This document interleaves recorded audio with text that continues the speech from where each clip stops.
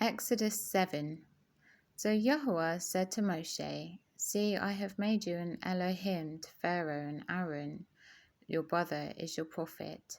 You shall speak all that I command you, and Aharon your brother shall speak to Pharaoh, and let the children of Israel go out of his land.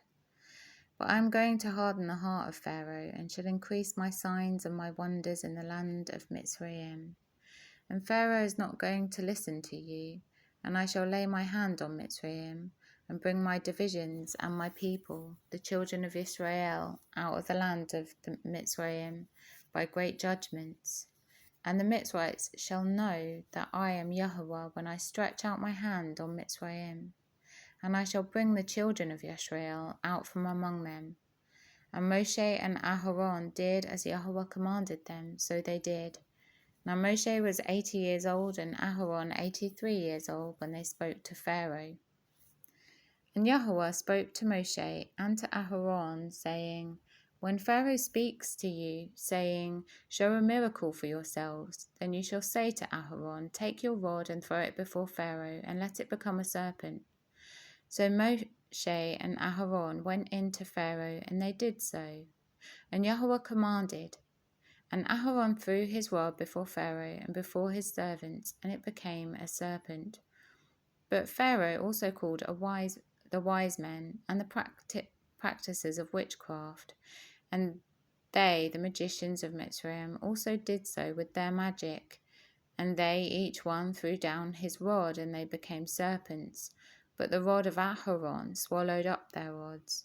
And Pharaoh's heart was strengthened, and he did not listen to them, as Yahweh had said.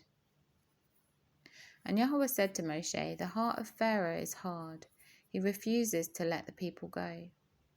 Go to Pharaoh in the morning as he goes out to the water, and you shall stand by the river's bank to meet him, and take in your hand the rod which was turned into a serpent. And you shall say to him, Yahweh the Elohim of the Hebrews has sent me to you, saying, Let my people go, so that they serve me in the wilderness. But see, until now you have not listened. Thus said Yahweh, By this you know that I am Yahweh. See, I am striking the waters which are in the river with the rod that is in my hand, and they shall be turned to blood.